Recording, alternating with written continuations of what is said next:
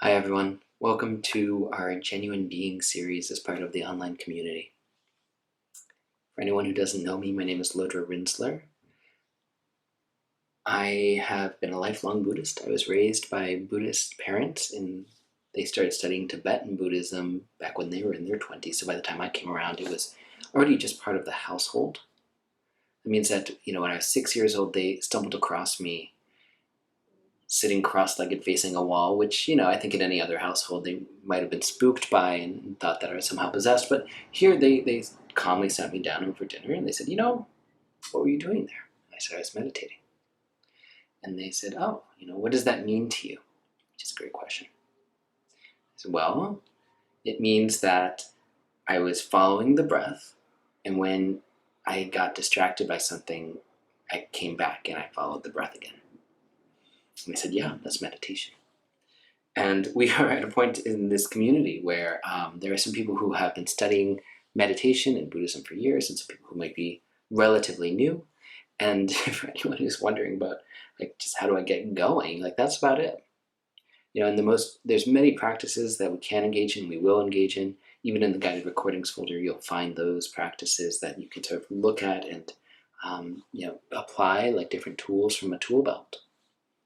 But the idea here is at the core, we need to find ways of coming into the present long enough to be all of who we are.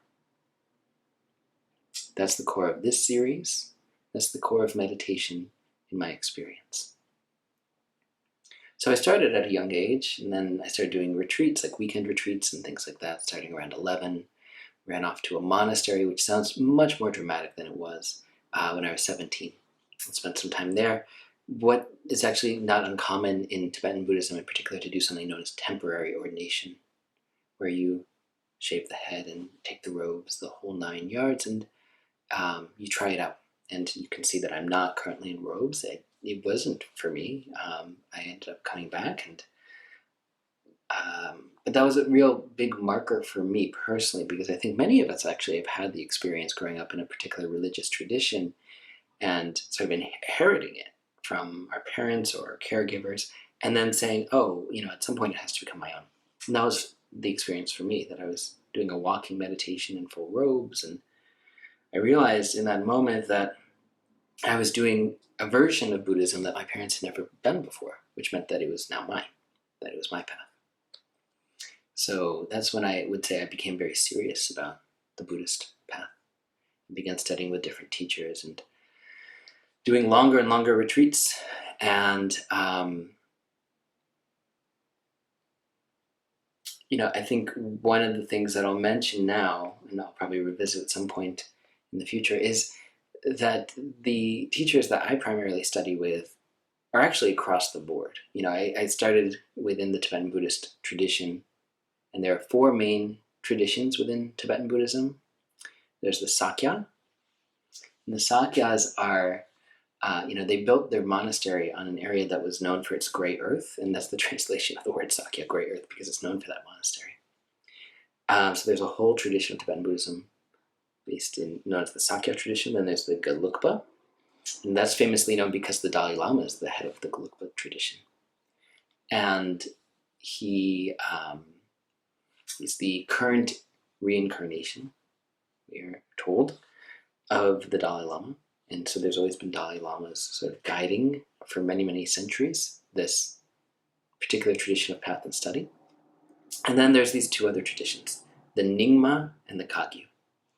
The Nyingma is the ancient tradition. It's generally how it's referred to because it was the founding tradition. It was the early people who went from India to Tibet and established these teachings in Tibet.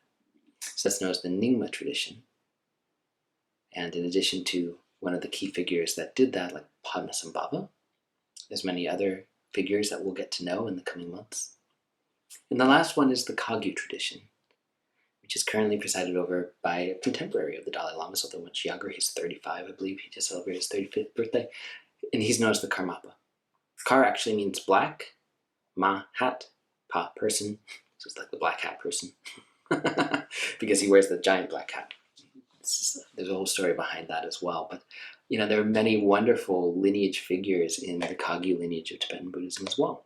So I primarily studied and continue to study within those two with various teachers, but I've also been influenced heavily by many colleagues and mentors who are Zen teachers and also Theravada teachers.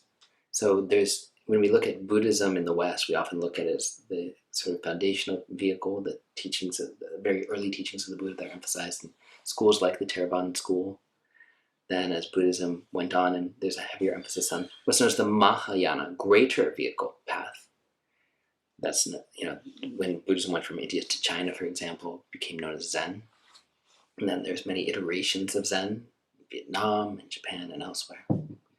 And then there's the Vajrayana, Vajra being indestructible, Yana being vehicle school, and that's primarily in Tibet, but it's also there's iterations of it in different parts of the world. So it's sort of Buddhism just going from one place to many lands and changing and morphing. So I feel very fortunate just by the way that we have access to the internet and the way that we have access to travel and see teachers and things like that, that I've been able to study with these various schools. So what we'll be studying isn't specifically Tibetan Buddhism, isn't specifically these two lineages of Tibetan Buddhism, Kagyu and Nyingma, but is more well-rounded as a result of my having received teachings from excellent mentors and lineage figures. And I mention all of this early on, much earlier than I expected to, because I think it's important that we sort of understand that there's a flow of teachings that dates back 2,600 years to the time of the Buddha. That the things I'm talking about weren't made up by Lodrö Rinzler. I would never be so creative. Or so wise as to acknowledge the truths that are just sort of part of our reality. But the Buddha was. He was able to just sort of see things as they were. And then as a result, speak to them. And guided us in this large set of teachings that we can continue to unpack 2,600 years later. So the Buddha had many disciples, and those disciples had disciples, and those disciples had disciples, all the way down through these various lineages that I just mentioned. So the fact that I'm like, I get to study with these people means that it's like the flow of wisdom comes down. And I'm fortunate to be a recipient of it. And whatever mistakes are made and whatever errors are perpetuated, or it's not because of the lineage, it's because of my lack of understanding. And whatever wisdom that comes up in our conversations together, not just here, but also in our monthly meetups and our book clubs and whatever else you would like to join into. That's just because I was able to get out of my own way for a minute and be a conduit for these teachers and their teachers and their teachers before them. So that's the notion of lineage that I want to mention. So within this series, we talk a little bit about lineage. We'll talk about some of the figures that existed, sometimes recently, sometimes several hundred years ago, and how they grappled with the aspect of genuine being. I'm going to get into what this means in a minute, don't worry. I realize I haven't defined the term genuine being yet, but I'll get there. We're also going to talk about some of the things that block us from genuine being. The obstacles that come up in our own psyche. Our shame around, maybe I'm not basically good, or maybe I'm not genuinely okay. Our doubt, the ways that we think that maybe everyone else has got their act together except for us. Our fear, our anxiety and stress, our hesitation. There's so many different iterations of the things that keep us away from ourselves. And through unpacking these obstacles together, we'll hopefully find ways to see our way through them. So lineage, obstacles, and then the truth of the matter of just the Buddha teachings. Just the straight up, here's the set of teachings that are actually going to help us look at how we come home to we are. So this series, Genuine Being, arose from a conversation I had with one of these teachers that I study with. And, there's a number of people in our online community who work one-on-one with me, and I also work one-on-one with teachers that I admire. And, this is one of those sorts of meetings where I sat down with someone who we only meet together twice a year or so. And we were talking primarily about my practice because he's guiding me in my own sort of retreat practices. And then it switched into teaching. I think actually it was him that sort of was asking about what I'd been focusing on, or I sort of brought up that I had been leading a Buddhist immersion, which is a 5-month program for people who are unaware. That starts in January, just ended. And it's a real lovely skeleton structure about what is Buddhism, what are these three sort of schools I was just talking about. And so for some people, this will be review what I just said, and for some people, you might feel like you're catching up. Don't worry, we will have months to unpack these things. But I was talking about the Buddhist immersion. I was talking about some of the advanced Buddhist studies classes that I've been leading. And I said, is there something that you feel like I ought to be focusing my attention on? And he offered those two words, genuine being. The idea that, in his words, it's not just what I need to teach, but who I am as when I show up for you. That I show up as a teacher from a place of genuine being, and then also the teachings that I'm able to offer help you become more genuinely who you are. That's the core idea behind this series. So my commitment to you is that I will show up as fully, be as present as possible with you, and commit to being all of who I am. Now, who I am is someone who's sort of been classically trained in Buddhist studies. I started teaching when I was 18 years old. So at the moment, I'm in my late 30s, I guess, mid 30s.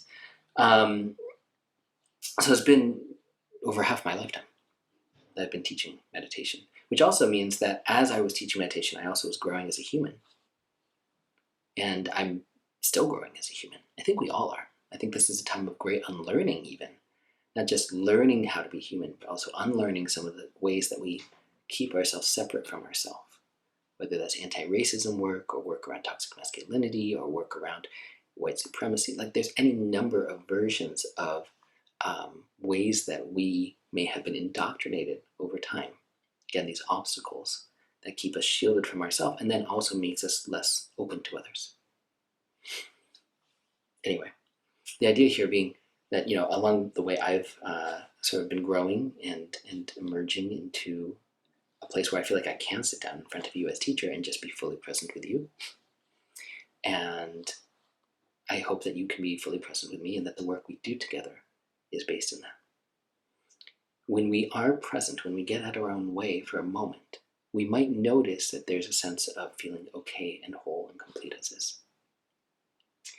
In the Buddhist tradition, this is sometimes referred to as Tathagata Garbha. It's a Sanskrit word which would mean Buddha nature. Tathagata being Buddha, or the awakened one, and Garbha being the nature. So the nature of our own awakened state.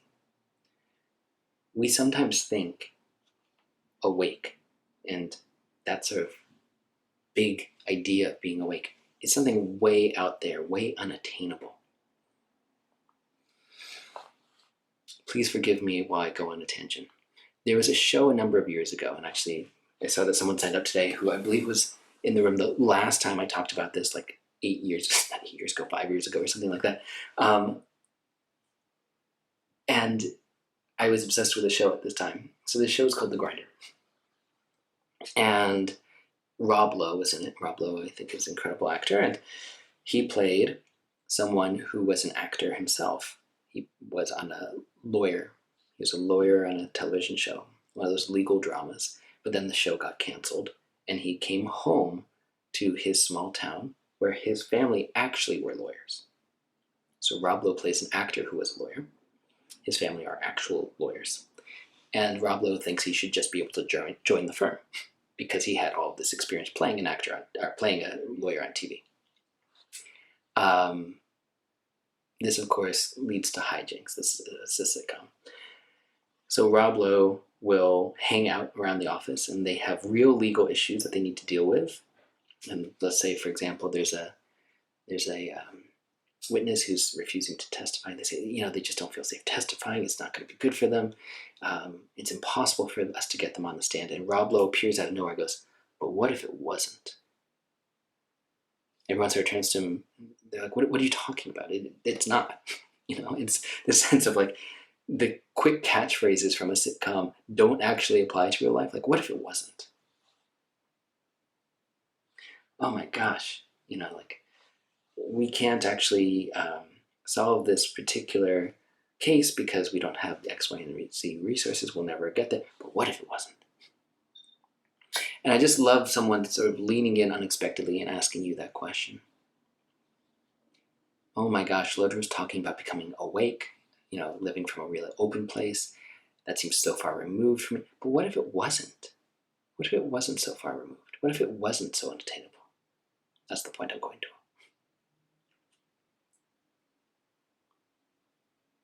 Even a scary word that I'm going to use right now, enlightenment. Enlightenment, that's off the table for me. Lodru, if you knew how bad a practitioner I was or how little study I've ever done, you'd say that's not possible. Like, enlightenment is off the table. But what if it wasn't?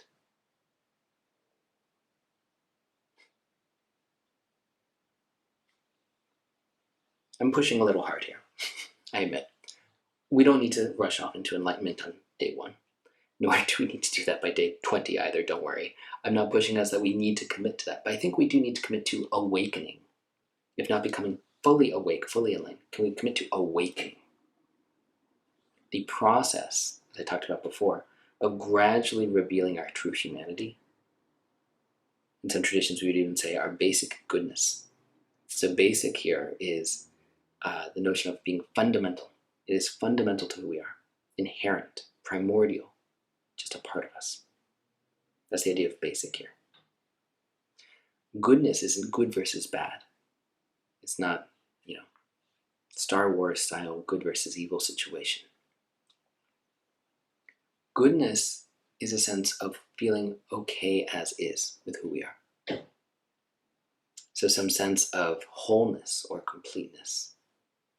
That perhaps underneath these obstacles that I mentioned earlier of stress or fear or shame or whatever, we might be able to touch in just for a moment in our practice. Relax with something as simple as the breath. And by being present, feel basically good, okay in that moment, whole, not in need of more, content even. We can just appreciate being who we are. This is the idea of genuine being. That when we get out of our own way and rest in the present, we expose that we are inherently wakeful, inherently good.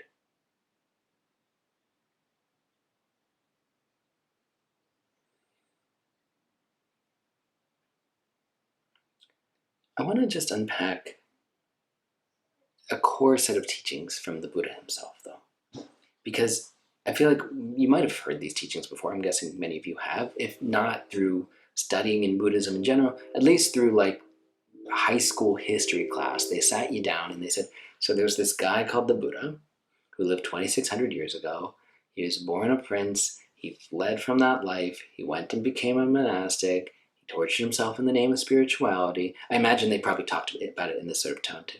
And then he sat down under a tree and he got enlightened. And that's true. We can unpack the story of the Buddha another time, but when he got up from having fully awakened, because he'd been on the path of awakening, now he was fully awakened, he went in search of a group of ascetics that he had previously been meditating with. There's 2 points to the story. The first is that as he approached them, they were so moved by his presence. They had previously written him off because the Buddha himself had taken a little bit of food. And that's considered a huge no-no in the ascetic community, that you would actually eat and nourish your body for whatever reason. So they were like, oh, this guy, let's not pay any attention to him. But they couldn't help themselves. As he approached, they were just magnetized by him. They realized he had become awake. And they approached him and said, how can we be like you? Teach us. And the Buddha was like, okay, I will. But if any of these things don't mesh with your personal experience, don't take it at face value. Sit with the teaching, see if they actually mesh with your experience. Otherwise, they aren't helpful. And that's the first thing I want to mention, that as we go through this series, if there are things that just feel outlandish, me even proposing that you could become enlightened, and you feel like, oh, that's not on the table for me, but what if it wasn't? Sit with it, that's fine. Maybe that's not your experience right now. Maybe you've never had an experience thus far of just being okay and whole as is. We'll work with it. We'll see what happens over the months ahead. you don't have to take my word for any of this. That's the thing I'm making a point on. That whatever I offer, you do not need to say, okay, Lodra said it, so it must be true. Please don't. Please just take things in a way that feels like, okay, this meshes with my experience. I want to turn my attention toward it. That's good. The things that don't, I'm not saying discard entirely. I'm saying question them. Sit with the open question of whether that could be your experience or has been your experience, and see if it becomes your experience at some point. It's possible. The second point I want to make here is that the Buddha then embarked upon this other thing that we probably, when you were taught the story of the Buddha in history class in high school, was the Four Noble Truths. So he offered these Four Noble Truths that basically contain multitudes, but I will try and be quite simple here. The first of these four is there is suffering. I remember in college, I attended a class with the brilliant professor, Jan Willis, and she was teaching Buddhism 101, and having been raised Buddhist, I was like, I will ace this. But she gave me a very hard time. She held me to a hard standard, which was good of her. And I did well, but, she made me work for it, which is great. So I remember her in the front of this giant auditorium, and she just starts pacing back and forth in front of her desk going, life is suffering. There is suffering. Suffering exists. And she goes on and continues to list so many iterations of this term. The term would be dukkha. D-U-K-K-H-A. I'm going to not use a lot of foreign terms today, but that's one. Dukkha. So there's so many ways that people look at this. You look at Thich Nhat Hanh, the Vietnamese Zen master, and he'll say there's dissatisfaction in life. That's a gentle way of doing it. Saying life is suffering feels very dramatic. So maybe we can just say there is suffering. There's the suffering of birth and aging and sickness and death. And these things are really in our face right now. So I think it's actually sort of hard for us to deny this first noble truth. Again, if this meshes with your experience, then we take it and say, okay, there is a truth. There is suffering in life. Buddhism often gets considered like a downer tradition because we start off there. There's suffering. It doesn't negate that there is joy, that there is happiness, there's contentment to be found in the present moment, but it starts with, let's acknowledge the reality of our situation, that we are all subject to these things that cause us great pain.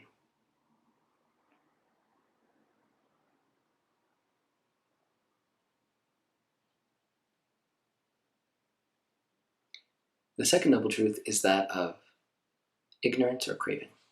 Why do we suffer, you might ask? Well, it's because we're ignorant to the way things are. We're actually not so interested in reality as it is. We're constantly pursuing distraction. We're craving for things to be different than what they are. So if we're waiting in a long line with the mask on and we're uncomfortable, and we might say, I just want this to be over. I just want to move on. Like, can I just get my vegetables or my fish or whatever, and then go about my day? As opposed to saying, oh, this is the reality of my situation right now. There's discomfort, and I can be here for it. One of the marks of us as humans is said to be that we are always pursuing pleasure. We're always trying to avoid pain. That's just the way we do it. We're like, okay, if this is pleasurable, I want it to always last and always be like this. And that negates the fact that there's things like impermanence, that it's not always going to be like this. If we are in pain, we say, it's never going to end, I just need it to be different. And we try and fight and kick and scream against it. And, that's also like, okay, that's not actually going to work for us. So there has to be an acknowledgement here of like, okay, we're always pursuing pleasure, we're always trying to avoid pain. We're always craving for things to be different than they are. What if part of this series was us leaning into whatever is happening right now? Whether we feel discomfort and say, that's not bad, or that doesn't negate that I'm basically good, or it doesn't negate that this too will pass. It's like, okay, it just feels uncomfortable. I can be with discomfort. There's a bravery in that. If we are having a pleasurable time, we're out with friends and we're laughing and we acknowledge it. We say, okay, I realize that, there's this thing called the truth of impermanence. So I'm going to enjoy this all the more. I'm just going to really rest here instead of staring at my phone and spacing out, or distracting myself, or mentally clocking in at work and figuring things out. Like, I'm just going to be present for it. So there is an aspect of genuine being in the second noble truth here. Like, okay, it's not just that life is suffering. There's also an element here that we can work with that we can be present for both the pleasurable and painful parts of our life. We might find meaning in both.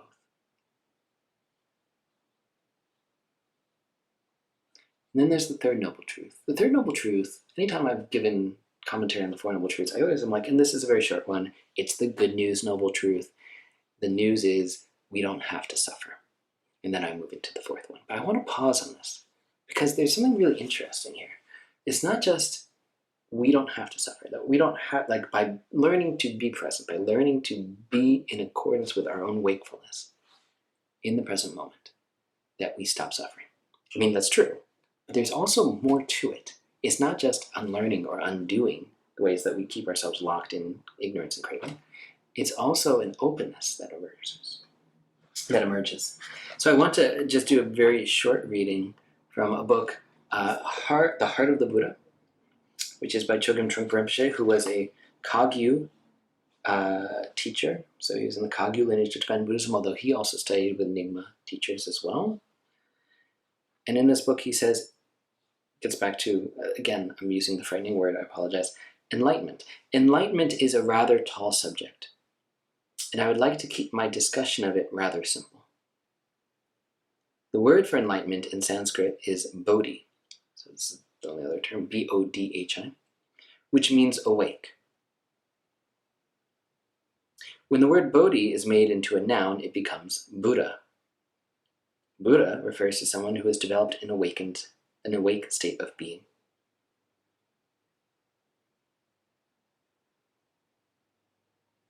So I'll just pause there and just unpack this a little.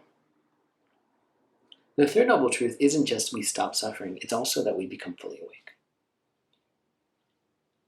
This notion of becoming fully awake isn't we hit the plateau and then we're done. Like, now we're good for the rest of our life.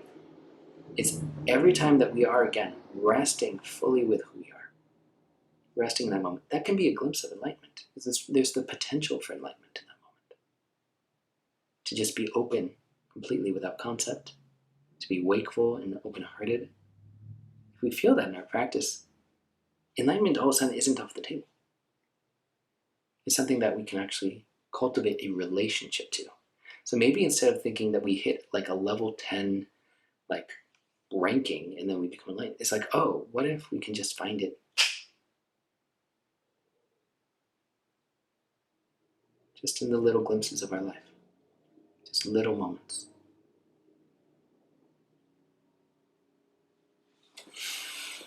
So this idea, as he says, it's a tall subject, but it's also very simple. The word for enlightenment in Sanskrit is bodhi, which means awake. Some people may have heard this term in particular in relation to bodhicitta, which is another Sanskrit term, which means open or awake heart-mind. This heart-mind that we all possess that is inherently open and awake. So that sense of openness and awakeness, that's what we're talking about. That when we get out of our own way, we find a sense of openness and awakeness. And then where bodhi becomes noun, it becomes Buddha. Someone who's developed an awake state of being. So in some sense, while we look back over our shoulder 2,600 years to a human being, Siddhartha Gautama, who became a Buddha, we're also saying we are working ourselves to become a Buddha. That we possess the same seed of awakening as the Buddha back then. It's not different. It's not that it was better 2,600 years ago or more easy to access. It's like there's a seed of wakefulness here, and we can cultivate a relationship to it so that we live less stressed out, more meaningful lives.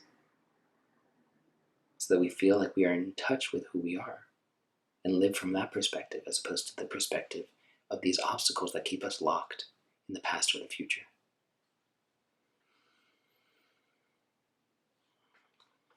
So that's the third noble truth, that we can move toward awakening and full wakefulness.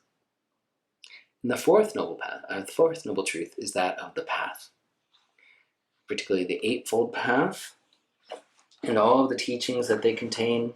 But really, very briefly, the right or wise view of holding in mind these teachings, that we can continuously integrate the teachings into our view. These are often referred to as like right, up, right, up, right, up. I'm using the words wise and using them interchangeably here because right sometimes denotes like a right versus wrong way of doing things, but these are the wise ways of waking up our wisdom. So to wake up our wisdom, we bring out the view of this teachings. We come up with the intention, is the second of the Eightfold Path. So right or wise intention. And the intention here is to do our best to wake up, to, along the way, cause less harm for ourselves and for others around us, and to even move toward a sense of open-heartedness and benefiting them.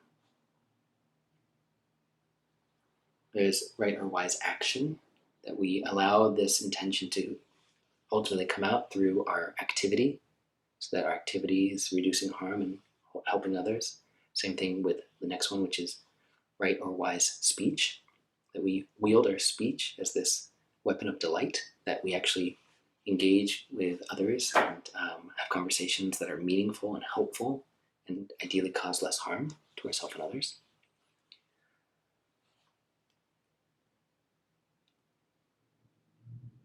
Livelihood.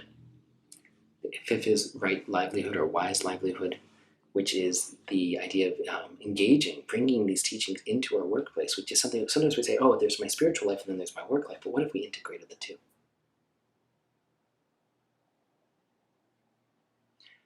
Right exertion, that we continuously rouse the exertion to engage the world from a place of open-heartedness, that seat of awake.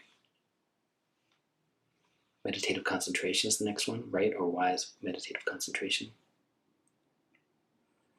That we hold space for ourselves and others in a way that, again, all of this is based in the core intention of reducing harm to ourselves and others, step by step, day by day, week by week, year by year, so that we may be of most benefit, that we may be able to hold presence and be with others in that way. That sense of genuine being is baked in that. And the last one is is concentration.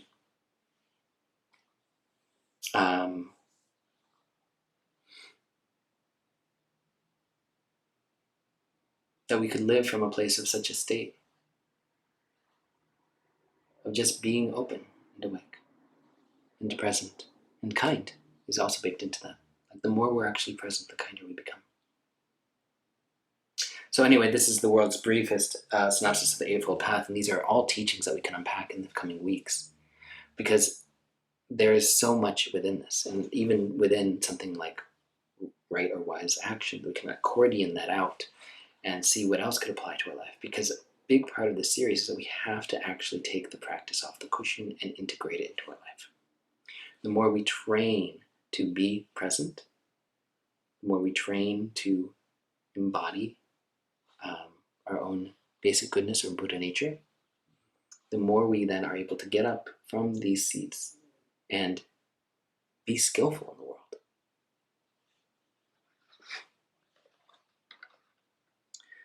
So I've thrown so much at you in week one, more than I actually intended to. But I want to do one more short reading here. From the same book by Trungpa Rinpoche, he says, we can conduct ourselves mindfully and appreciate the phenomenal world. We can realize that the hassles in our lives are not created by others, rather we create these hassles for ourselves. Therefore, we can remove them and appreciate our world. I would suggest to everybody, let us be aware of our being. Let us celebrate as we live, as we experience our lives, and smile at least 3 times a day. Thank you. He says, I apologize if this sounds like a sermon, right after that, which I also want to echo and say, I apologize if this sounds like a sermon. But I want to break this out so we can conduct ourselves mindfully, that when we emerge from the meditation seat, having trained the mind to the best of our ability to be present, we conduct ourselves with that same sense of mindfulness. And part of that is that we slow down enough to appreciate the world around us. Again, when we are in a pleasurable experience, we rest and just be present to that. when we are in a painful experience, we rest and say, okay, I can be here for that. We can appreciate the phenomenal world. We can realize that the hassles in our life are not created by others, rather we create these hassles for ourselves. If I were you, I'd push back on me and say, you don't know what a jerk my boss is or my ex or whatever it might be. And I think that's, there's a distinction here that we'll unpack in the future, which is the pain that is inflicted on us and then the suffering we create for ourselves that we layer on top. So that email from the jerk of a boss or that ex lands in our inbox and there's an act that happened. But then we hold ourselves there for the rest of the day, the week, or whatever it might be. And I think that's what he's referring to here. So the hassles are created by ourselves. Therefore, we can remove them. And this is so there's like a little bit of the Four Noble Truths baked into the statement here. There's the suffering that exists. Then we want it to be something other, and that's where the struggle, the hassle comes in. We crave for it to be other than what it is. And then the third noble truth will be we remove them. We remove our own suffering. We have the ability to remove our own suffering. Not all of the pain of the world, but we can remove the suffering we perpetuate in our own minds and appreciate our world. I would suggest to everybody, let us be aware of our being. So this is the work we're doing in Genuine Being, to be aware of who we truly are, to the best of our ability, and to cultivate more of a relationship to our wakefulness. Let us celebrate as we experience our lives, both in the cushion and our post-meditation experience, and smile at least 3 times a day, which sounds relatively straightforward to me. I'm so excited that we have many more weeks to unpack this, and I just want to greatly appreciate you and thank you for being on this journey with me. It means so much that we have people from, we have 8 countries at the moment, people all over the world. There's so many of us that are like, you know what? Let's actually commit to being in touch with our genuine being. Thank you.